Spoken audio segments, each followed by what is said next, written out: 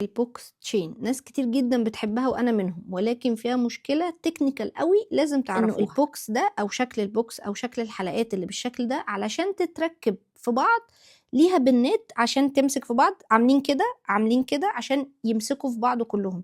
لو بنه واحده او حلقه واحده من اللي متنيه كده جوه، يعني هم جوه بعض كلهم متشبكين كده، لو واحده منهم اتكسرت السلسله ما بتتلحمش تاني وبتبوظ وعمرها ما بترجع زي الاول.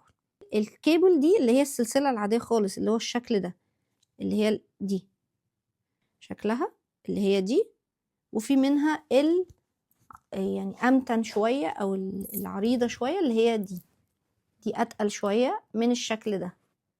الاتنين بيستحملوا والاتنين حلوين عن تجربة شخصية.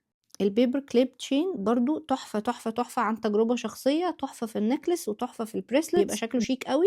اللي هي بتكون عن حلقات واسعة ولكن مصمطة كده مش هولو ومفرغة واسعة، بتبقى شيك قوي ايا كان هتلبسيها فين. كروب تشين ودي اتكلمنا عنها مع الاتنين اللي فوق. واخيرا الروب تشين ودي برضو عندي انا جايباها اقصر شوية من اللي فيها الكوين عشان حاطة فيها دلاية كده صغيرة، ودي بتستحمل يا جماعة ايا كان هي ايه، رفيعة تخينة متوسطة، يعني بتستحمل عن تجربة يعني سنين. دي بقى لها معايا كتير جدا جدا وحلوة جدا في اللبس. تقدري تلبسيها طويلة ما تخافيش عليها مش هتتقطع، تقدري تلبسيها على الرقبة على طول برضو ما تخافيش عليها مش هتتقطع.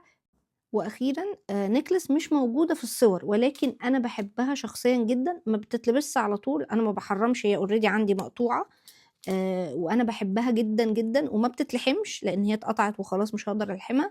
رحت جبت واحده تانية بحبها بشكل مش طبيعي، تبقى حلوه قوي في الرقبه، ما بتتلبس طول الوقت عشان تفضل محافظه على لمعتها، ولكن الرفيع منها خالص بيبقى شيك قوي، والتخين شويه برضو بيستحمل بس لللبس فقط مش انك تنامي بيها، لان هي لو اي وقت ده دوسنا عليه قوي كده هي بتفضل عامله كده ناشفه كده، لو دوسنا عليه كده قوي يتقطم.